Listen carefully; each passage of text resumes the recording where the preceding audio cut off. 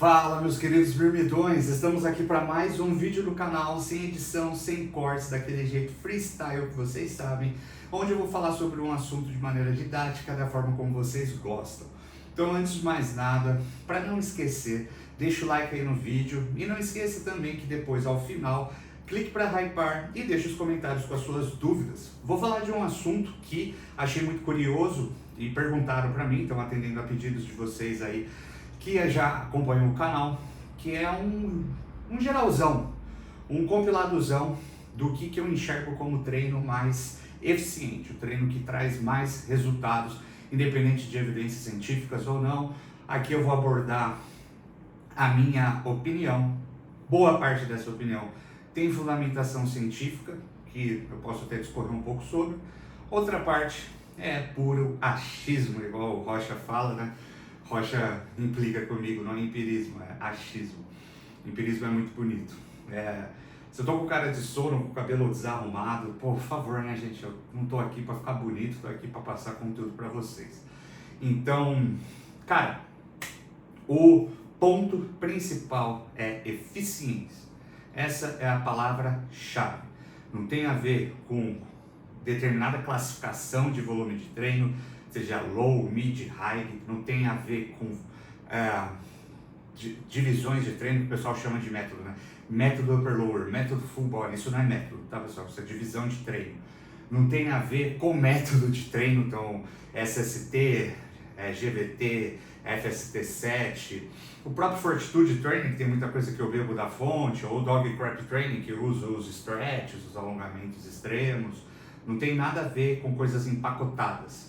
São fundamentações, bases para você estruturar, conceitos que você vai utilizar como pilares para você estruturar o seu treino. E a base principal é progressão de carga.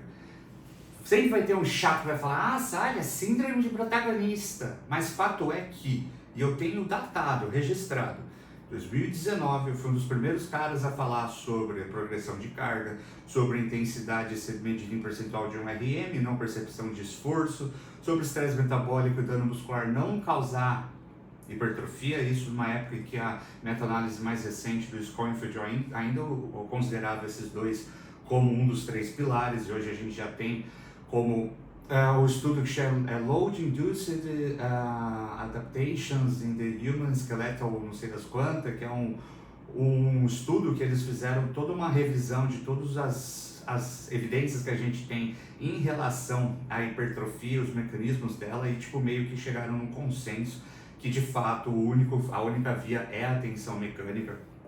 Quando você faz um treino que tem muito estresse metabólico, esse estresse metabólico é só para antecipar a fadiga muscular, e essa fadiga muscular fazer você recrutar fibras, e com maior recrutamento de fibras, essas fibras vão experienciar a tensão mecânica.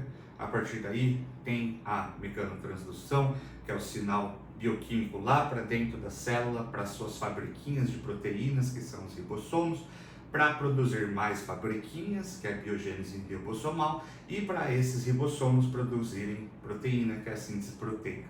Então, no fim das contas, independente do estilo de treino, tudo desemboca em tensão mecânica. E progressão de carga e planejamento de treino, periodização de treino, era uma coisa, utilização de logbook e etc., era uma coisa que não se fazia no fisiculturismo brasileiro. Tudo aqui era feito na base do feeling, da percepção, do sentir pegar, do pump, do dar o máximo em todo o treino e sair destruído, o que não significa que você não pode sair cansado de um treino, tá? Na verdade, a intenção de um treino é você sair cansado, só que você não passar do seu ponto, do seu limite, mas se você chega no limite, você vai se cansar. Então, a base principal é progressão de carga. E tudo gira em torno disso. Tudo que você vai fazer no seu treino vai ser para otimizar ao máximo a sua progressão de carga. Desde a sua divisão de treino, não método, desde o seu volume de séries, porque o volume também faz parte da carga de trabalho, até técnicas utilizadas, faixas de repetições e estratégias para ganho de força de maneira consistente no decorrer das semanas, mas também abordar resistência de força para sua tolerância a volume não ficar muito baixa, descanso entre a série e tudo mais, tudo serve para desembocar na progressão de carga. Então, quando falam que eu sou guri do low, eu falo, não, eu não sou do low, eu não sou. Para mim, eu nem gosto dessa classificação, eu sou do treino pesado, ou seja, em faixas de intensidades altas, sem ficar passando de 15 repetições, com progressão de carga, eu não sou do low. Dito isso, né, só para concluir também, a gente tem estudos mostrando que determinados grupos já mais avançados tinham uma tolerância a um volume X e fizeram esse volume mais alto, determinados grupos fizeram um volume mais baixo, todos seguiram o mesmo modelo de progressão e, seguindo o mesmo modelo de progressão, os grupos tiveram o mesmo percentual de ganho. Ou seja, quando a gente fala de progressão de carga de trabalho, não é o acúmulo da carga de trabalho por si só, né? Que daí acaba desembocando nos malabarismos absurdos, do tipo, se você aumenta o peso, você automaticamente tem que aumentar as séries, porque daí as suas repetições vão descer e o seu númerozinho do volume load vai diminuir. Não, isso é loucura, não é só acúmulo de carga de trabalho por si só, porque se fosse assim, a gente ia jogar o peso lá embaixo, fazer um monte de série, um monte de repetição, o número ia ficar gigantesco, independente da intensidade que você está utilizando, independente do recrutamento de unidades motoras, você ia acumular um monte de volume load e ia ter uma hipertrofia infinita. Não é assim que funciona, né? Então, o modelo de progressão, tanto nesse estudo que fizeram esse comparativo, quanto se você pegar estudos que muitos utilizam para justificar o acúmulo da carga de trabalho, vão ver que todos seguem o mesmo modelo de progressão. Estabelece uma faixa de repetições, uma quantidade de séries. Quando a pessoa ganha força a ponto de ela fazer mais repetições do que a faixa de repetições estabelecida, aumenta um pouco o peso e vai seguindo dessa maneira. Mesmo que um grupo faça 20 séries e outro grupo faça 12 e comparem esse tanto, e esse aqui percentualmente tem um ganho maior por estar fazendo maior volume, daí a gente entra na questão da volume dependência, o modelo de progressão é o mesmo. Então percebam que o modelo de progressão é a base para você tirar conclusões em cima da volume dependência e do acúmulo de carga de trabalho, porque você precisa progredir essa carga de trabalho. E a gente tem um estudo que eu já citei em vídeos anteriores, que compararam 2 grupos de mulheres destreinadas, e mesmo que o grupo que não progrediu tenha tido um resultado, o grupo que progrediu teve um resultado muito maior. Isso mulheres destreinadas, que é uma população extremamente sensível para qualquer estímulo que seja, e mesmo assim já teve uma diferença. Imagina para indivíduos treinados, o quanto não faz diferença você progredir para você evitar de deixar ganhos na mesa. Dito tudo isso, o que a gente vai fazer para conseguir sempre desembocar no máximo de volume possível e na máxima progressão possível? Entendam que, antes de mais nada, progressão não é só peso, isso eu já falei diversas vezes, mas é sempre bom reforçar. Progressão é peso, repetições, eu chamo de tripla progressão, que é uma coisa que o próprio Jordan Peterson também defende. E execução, só que não errem nesse terceiro ponto. A execução, ela nunca é de uma execução ruim para uma boa, porque se você começa executando ruim, você automaticamente não vai estar desenvolvendo o gesto motor com qualidade, né? A qualidade do movimento. Por consequência, você não vai ter uma participação no 100% das musculaturas envolvidas, ou então em toda a amplitude do movimento, e você vai ter um déficit de ganho de força quando você abordar esse movimento de maneira correta, e portanto você nunca vai fazer, por exemplo, um agachamento pela metade com um peso e conseguir de repente descer mais e progredir a execução de uma ruim para uma boa. Porque se você bota um peso que te impede de agachar tudo, você não está desenvolvendo força na parte mais baixa, onde o seu músculo está mais alongado, onde tem uma maior participação do seu glúteo e etc. Então é a execução boa para excelente, ou seja, uma execução que as repetições saem com qualidade, mas com certa dificuldade, para uma repetição que as repetições saem com extrema qualidade. E aí que a gente aborda, né, um pouco das repetições na reserva. Se você faz todas as repetições no teto das suas faixas de repetições estabelecidas com extrema qualidade, provavelmente você está deixando uma ou duas na reserva, o que não tem problema nenhum. Então, eu já vou entrar nessa questão da falha, mas a reserva serve justamente para isso, para você conseguir manejar a sua tripla progressão. Então, é basicamente assim, me propus a treinar com 8 a 10 repetições, estou no supino fazendo 100 kg para 8 nas minhas séries de trabalho. eu vou buscar fazer 10 em todas as minhas séries de trabalho, não importa quantas semanas isso demore, e muitas vezes, depois de um determinado tempo no mesmo treino, isso demora várias semanas.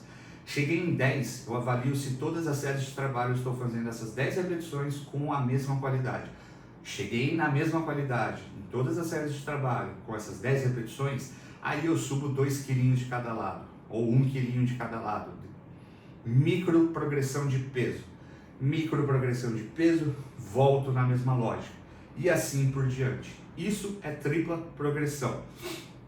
Então, a tripla progressão permite com que você tenha a possibilidade de se manter no mesmo treino por muito tempo, ainda mais considerando que depois de determinado tempo nesse treino, para você conseguir tirar uma repetição extra, muitas vezes demora 4, 5, 6 sessões de treino. Isso é perfeitamente normal.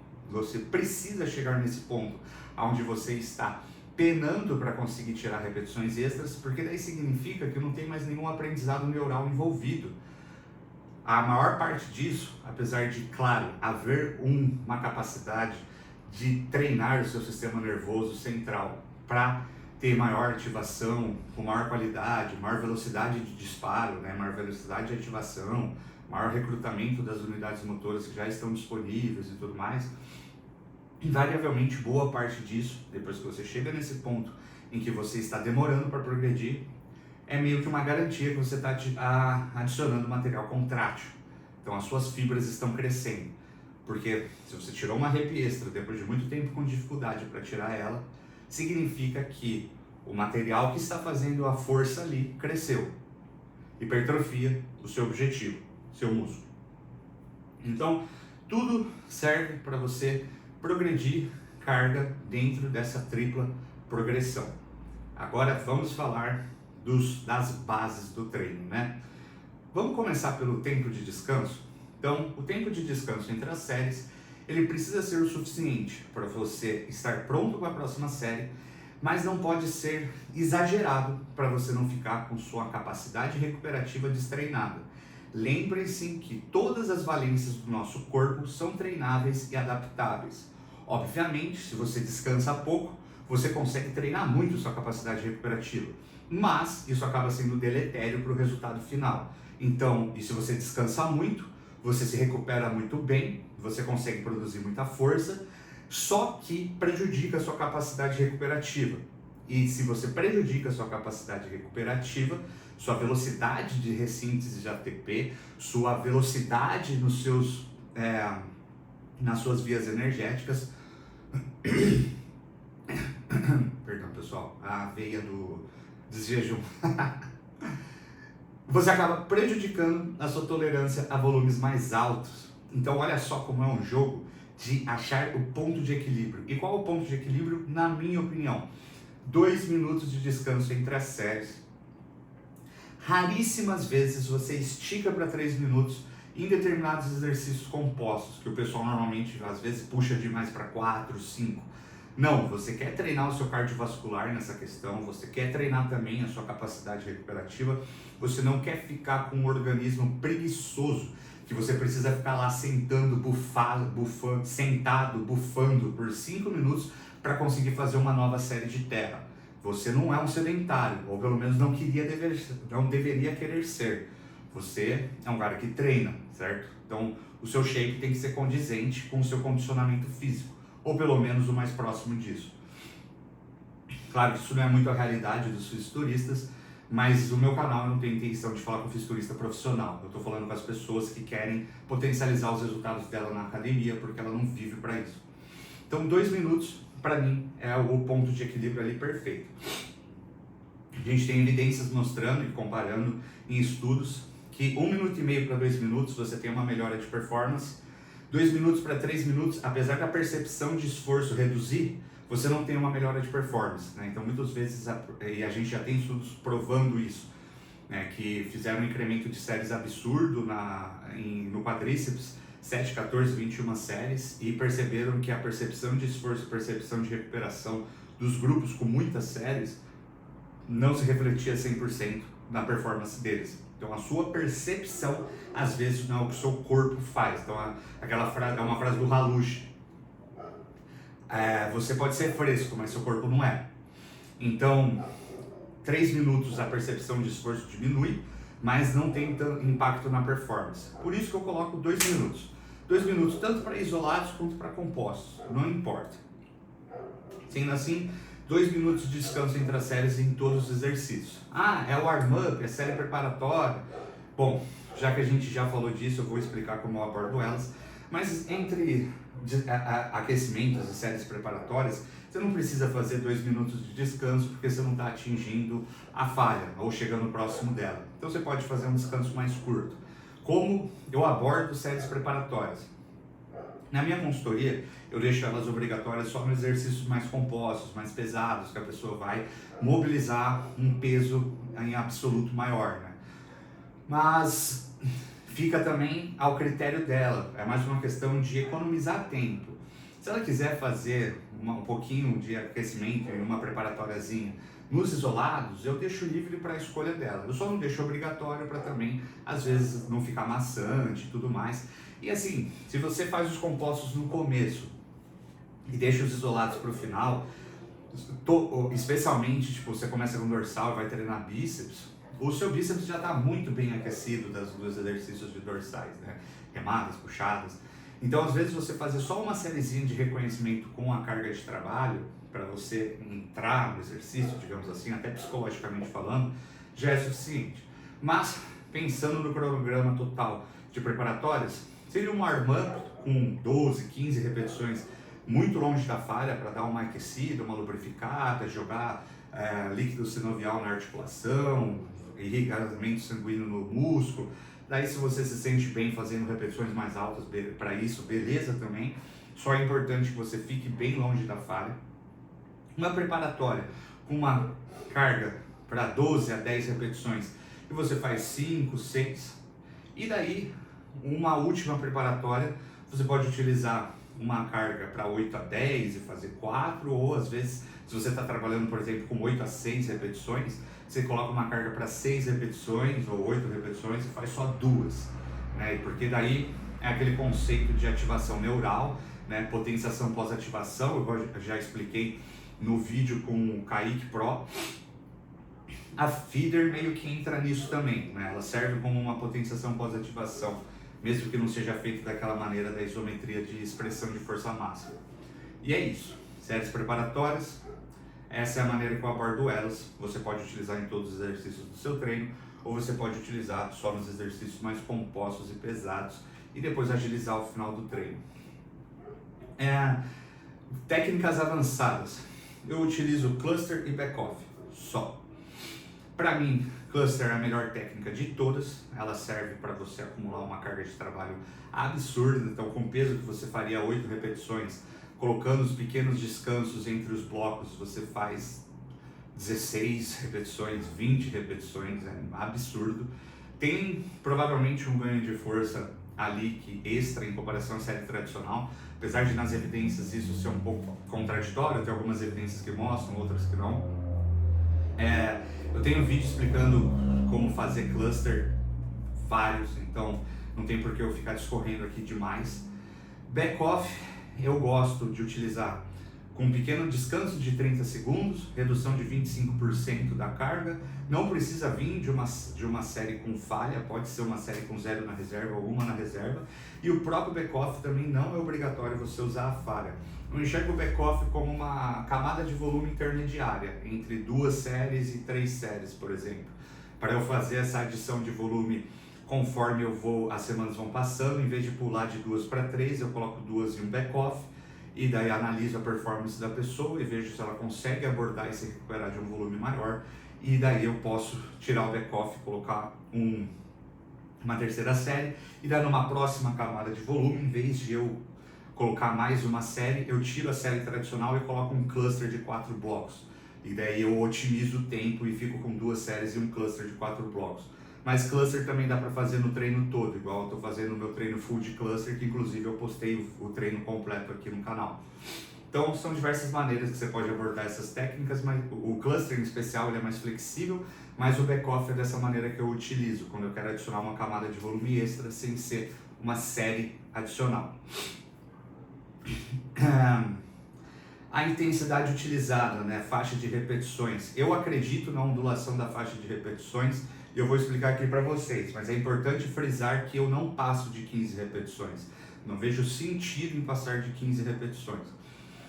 Então, quando a gente fala de intensidade percentual de um RM, não dá para você ficar calculando um RM em todo exercício. Então você vai usar faixas de repetições como um norte, né? E eu gosto de trabalhar com faixas de repetições para poder estabelecer um limite da onde a pessoa vai fazer menos ou fazer mais, e daí é o que eu falei, quando ela alcança o teto, com as repetições bem feitas, faz uma micro progressão de peso, volta no piso, depois vai buscando, alcança o teto, melhora a execução, faz uma micro progressão de peso, volta no piso e assim por diante. Eu trabalho com as seguintes faixas: 12 a 15, 10 a 12, 8 a 10, 8 a 6, 4 a 6, beleza? São essas as faixas que eu abordo. No meu treino, com modelo de repetições efetivas do Jordan Peterson, já que isso não existe, é um modelo que não tem comprovação científica, e eu vou fazer um vídeo sobre isso. Com certeza, provavelmente eu vou explicar isso no próprio treino, eu vou gravar um treino completo e explicar todo ele. Mas eu já tenho um vídeo explicando todo ele, para falar a verdade, que é no que eu gravei na Retroflex. Então eu estou viajando aqui, vão lá e depois desse vídeo terminar e assistam o meu vídeo lá na Retroflex. Estou fazendo o treino Jordan Peterson, é assim que está a thumbnail. Então são essas as faixas de repetições que eu abordo. Porque eu acredito na ondulação de faixas e repetições, apesar da ciência mostrar que, dependente da maneira como você manipula as faixas de repetições, o que importa é o volume total acumulado. Você equaliza o volume, um treino que mantém as repetições linear e um treino que você oscilou as faixas de repetições não muda a hipertrofia. Porque eu acredito nos impactos indiretos dessa manipulação da faixa de repetições. Como eu falei, existe força e resistência de força. São as duas principais valências que a gente utiliza quando a gente está treinando com pesos resistidos na musculação. Então, a força é a força que você consegue produzir e a resistência de força é o quanto você consegue sustentar essa força no decorrer de uma sessão. E também no decorrer de uma série, mas o mais importante é no decorrer de uma sessão. Se você treina sempre com faixas de repetições baixas, você gera uma intolerância a cenários com mais acidose no seu músculo, com mais estresse metabólico, que não é tão interessante, porque mesmo que você treine com faixas de repetições que não abordam por si só estresse metabólico alto dentro da mesma série, quando você faz um treino volumoso dentro do seu limite máximo, esse estresse metabólico que é pouco, mas ele vai se acumulando série após série, exercício após exercício. Se você joga lá para baixo sua resistência em relação a esse estresse metabólico, essa resistência de força, você diminui a sua tolerância a volumes mais altos. Então essa é a bola de neve que muito menino do lado mais extremo do low volume se enfia. Ele começa a fazer 8 séries semanais, porque ele viu um influencer dele falando que esse é o número mágico. E daí ele vai tentar progredir e tal, no começo maravilhoso, tá ganhando muita força, progressão, peso, toda a sessão, etc. Daí ele chega naquela semana em que se torna mais difícil progredir, igual eu falei, e ele ignora tudo que o Jordan Peterson fala atualmente, ele se prende só ao influencer que falou esse número mágico. E daí ele fica algumas semanas sem progredir peso ou repetições, quando ele deveria estar insistindo lá para conseguir extrair essa rep extra e garantir que está construindo material contrátil. E daí ele pensa, vou abaixar o volume. Ele abaixa o volume, daí ele entra no estado de destreino e daí vai ficar cada vez mais difícil de ele tentar progredir quando esse período de ganho de força passar. E ele entra nessa bola de neve porque a capacidade recuperativa dele, a tolerância a volumes mais altos está cagada. Então, eu gosto de abordar tanto uma faixa de repetições de 12 a 15, 12 a 10, justamente para treinar essa tolerância a um cenário não tão favorável para a produção de força, como também para, eventualmente, se o meu cliente der um feedback sobre uma dorzinha que está surgindo nas articulações, eu dar uma aliviada nelas para trabalhar com as isometrias, as estratégias que eu tenho para poder dar essa recuperada e depois voltar a vir trazendo a faixa de repetições mais baixa. E daí faixas de repetições mais baixas, 4 a 6, 8 a 6, tem por característica um ganho de força grande. Então, quando você junta essa combinação nas semanas, daí tem gente que gosta de fazer isso na mesma sessão, mudando entre os exercícios, ou na mesma semana, um split mais pesado, um split com repetições mais altas. Eu prefiro fazer isso a cada 3, 4 semanas, eu dou uma mexida na faixa de repetições, dependendo do feedback do cliente, já que eu trabalho com feedbacks semanais. Nenhum desses é errado, só diferentes maneiras de abordar. Quando você varia essas faixas de repetições, lembrando que eu não passo de 15, eu não vou para a área do treino fofo, para a área onde é difícil você mensurar a sua falha e muito provavelmente você vai ficar longe da falha, que a gente tem evidências sobre isso, apesar de ter cara estudioso falando que a prática dele e os testes que ele já implementou mostra que é mais fácil chegar na falha com 20, 25 repetições, a gente tem evidências mostrando o contrário, revisões sistemáticas mostrando o contrário, que quanto mais alto você vai depois de 15, 20 repetições, mais chance você tem de ficar longe da falha. Só que nessas faixas de intensidade é obrigatório chegar na falha para você não ter uma hipertrofia submáxima. Então você gera outro ciclo vicioso. Então eu nunca abordo essas repetições acima de 15. Eu já acho que é o suficiente essa faixa que eu trabalho para poder treinar tanto a força, que vai se refletir positivamente na progressão de carga no decorrer do tempo, quanto a resistência de força, que vai se refletir positivamente na tolerância a volumes mais altos no decorrer do tempo, para eu conseguir ir adicionando essas camadas de volume no meu cliente, sempre puxando ele no limite e sempre fazendo com que ele adquira capacidade e maior tolerância para chegar no limite e se manter nesse limite por mais tempo, porque quanto mais peso e mais séries com esse peso, mais carga de trabalho acumulada, e você progredindo dentro de um cenário onde está tudo otimizado, você otimiza ainda mais tudo isso. Então é acúmulo de estímulo, e séries também acumulam estímulo, não é só peso igual o pessoal fanático fala. E daí, indo disso para volume é individual. E volume não é só individual, ele é específico do momento da pessoa. Porque eu posso ter uma tolerância para volume num cenário onde eu estou com a vida tranquila. E eu posso ter uma tolerância a um volume mais baixo num cenário que eu estou indo 3, 4 vezes para São Paulo, que eu moro no interior, gravar vídeos. Ou que quando eu tinha distúrbios de sono, a minha tolerância a volume era uma, e hoje que eu consegui tratar e tenho um sono ótimo, a tolerância a volume é outra, e eu sou o mesmo indivíduo. Por isso que é importantíssimo você sempre ouvir o feedback do cliente, mas como eu não espero estar falando aqui com muitos profissionais da área, porque não é minha intenção, você ouvir o seu próprio feedback. A questão da recuperação, eu já abordei de maneira bem detalhada no meu vídeo especificamente sobre isso. Então, se você quer saber se você está se recuperando ou não, tem um vídeo especificamente sobre isso. Mas a ideia é sempre você abordar camadas de volume de maneira gradual, indo subindo o seu volume e entendendo aonde é o seu limite. E você só entende onde é o seu limite se você passa dele. E quando você passa dele, e daí de maneira consistente, igual eu explico naquele vídeo, 3, 4 sessões perdendo repetições ou peso no seu logbook, você entende que esse volume está exagerado, e daí você dá um passo atrás e você já tem uma noção mais ou menos de como está o momento da sua vida e a sua tolerância a volume nesse momento da sua vida. Divisão de treino é só a estrutura, né, a arquitetura que você coloca esses conceitos dentro. Eu sou um defensor da frequência mais alta, já tem muito tempo. Tem vídeo meu de 2019 falando que eu prefiro o PPL do que Bro Split. Então, para mim faz muito sentido, independente do que a ciência fala, que com volume equalizado é tudo igual.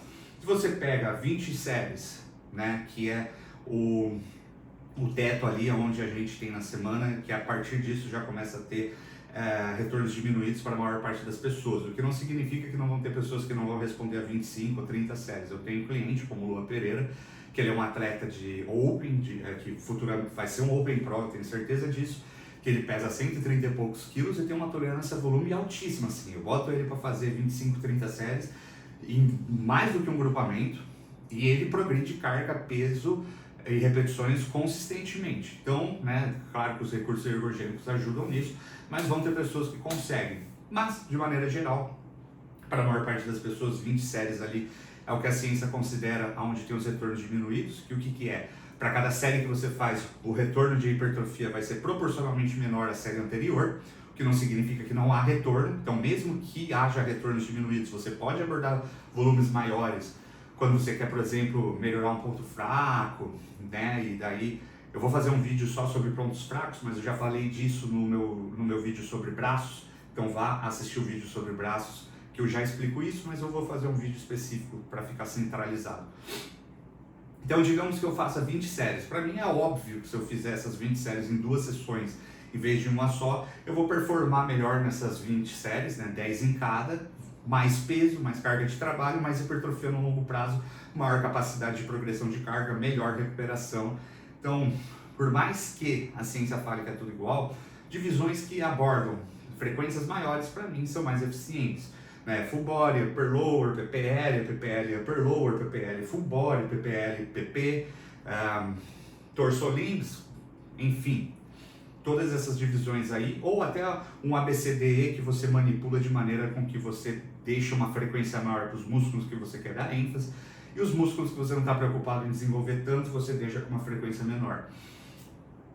Então, divisão de treino e frequência, já expliquei tudo aqui no mesmo ponto.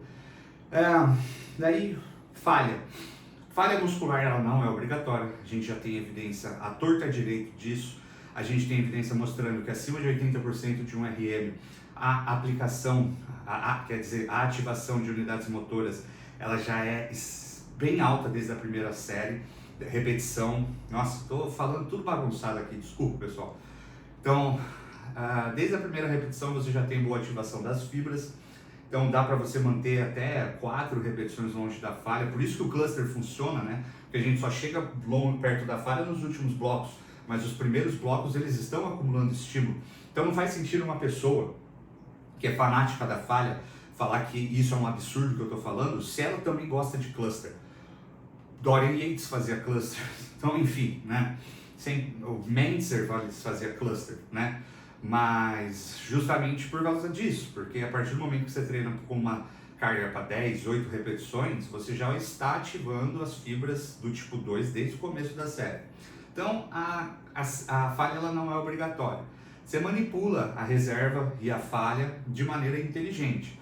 Para pessoas que não têm uma grande experiência de treino, é bom deixar a falha na última série de cada exercício para você saber aonde é a sua falha. Eu hoje em dia não preciso chegar na falha para saber aonde é a minha falha. E eu não preciso deixar uma ou duas na reserva. Eu sei exatamente onde é a minha falha pela minha experiência de treino e propriocepção, minha percepção da velocidade do movimento, a dificuldade que eu estou cumprindo ele. E eu trabalho, né, igual eu expliquei no vídeo do meu treino do Jordan Peters, com 0 na reserva em todas as séries. Mas para você aplicar a tripla progressão, eventualmente se você faz 3 séries e daí você chega num ponto onde você faz todas com uma faixa de 8 a 10, você faz todas as 3 com 10 repetições bem feitas, significa muito provavelmente que na primeira e na segunda você está deixando 2 ou 1 na reserva, e nessa aqui você deixa 0 na reserva se você não atingiu a falha, ou chega na falha se você atingiu a falha. Então, a gente tem estudos mostrando que se você se expõe muito à falha, depois de 8, 12 semanas, o seu sistema nervoso central ganha uma tolerância a essa exposição à falha, a sua queda de performance diminui muito, mas ainda há um pequeno percentual, mesmo que não se reflita estatisticamente nesse estudo, de melhor performance em quem se mantém na reserva. E eu penso que, assim como a gente analisa a frequência de treino, e apesar da ciência mostrar que o percentual de ganhos de uma frequência de 2 vezes não chega a ser estatisticamente relevante em relação a fazer uma vez, a gente considera isso como no longo prazo algo que vai se refletir em maior hipertrofia. Portanto, quando a gente compara a falha e a reserva, mesmo que esse estudo tenha mostrado que o percentual de performance seja pequeno a ponto de não ter relevância estatística, quando você compara pessoas fazendo na reserva e pessoas que se expuseram à falha depois de 8 a 10 semanas e o sistema nervoso central chegou nessa tolerância, ainda há um percentual, e esse percentual, no longo prazo, pode se refletir mais ganhos. E como a gente está falando de um treino onde se considera a máxima eficiência, eu ainda sou um partidário do uso de repetições na reserva. Eu não acho que a falha é uma coisa tão difícil. E daí eu vou fazer um comentário com muito respeito de um corte do meu querido amigo Thiago. Cara, esse Arnold, eu encontrei ele, eu só consegui ver ele uma vez por causa da correria dele. Mas eu dei um abraço tão honesto, tão sincero, do fundo do coração nele, porque ele é um amigo para mim, e ele cuidou tão bem de mim na minha preparação, sem nenhuma obrigação de fazer isso, e eu consegui esses resultados muito graças a ele, porque eu precisava de uma pessoa que me finalizasse sem gerar riscos para o meu coração. Cara, eu amo o Cello, de verdade, mas não significa que eu concorde com tudo que ele falou. E tem um corte dele no Power Talk que ele fala que ele aprendeu a treinar de fato com o Matt Jensen, porque ele mandava isso depois de ele passar pelo Jordan Peterson, porque ele mandava, isso é uma coisa que eu quero conversar com ele ainda não tive a oportunidade de mandar, de conversar com ele, porque ele está muito na correria. Mas ele mandava uma série pro Jensen, e ele achava que ele tinha chegado na falha com 5 repetições, e o Jensen fala, tem mais 5 aí. Cara, honestamente, eu não acho que tinha mais 5. Eu também acho muito difícil que o Cello, na sessão seguinte, tenha colocado o mesmo peso e tenha tirado mais 5. Porque a falha com 5 repetições, ela é muito clara. Você simplesmente tenta cumprir o exercício e não cumpre. Você não consegue fazer a próxima repetição, você tenta e você cai. Se for um hack squat, por exemplo.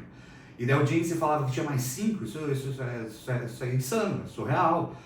Para mim é um coach que tem uma visão um pouco mais old school, tentando puxar sempre o limite do seu atleta, o que não significa que isso vai se refletir na realidade de que ele tinha mais 5 ali. Então, eu não sou desses que acham que a falha é uma coisa tão surreal a ponto de pouquíssimas pessoas saberem chegar nela. Deixando tudo isso claro, eu sou partidário da utilização de repetições na reserva, mesmo que a pessoa não seja um fisiculturismo extremamente avançado, tá? Não acho que essa falha seja uma ciência de foguete. Então, eu abordei volume, abordei recuperação no outro vídeo, abordei divisão de treino nesse vídeo, abordei repetições na reserva, abordei ondulação de faixa de repetições, abordei o descanso entre as séries, abordei a falha, a utilização de logbook é óbvia, né? Se eu estou falando de progressão de carga. Acredito que seja isso. Bom, espero que eu tenha esclarecido tudo sobre a maneira como eu enxergo o treino. Qualquer dúvida que vocês tenham, deixe aí nos comentários. Estamos juntos, Brimidões.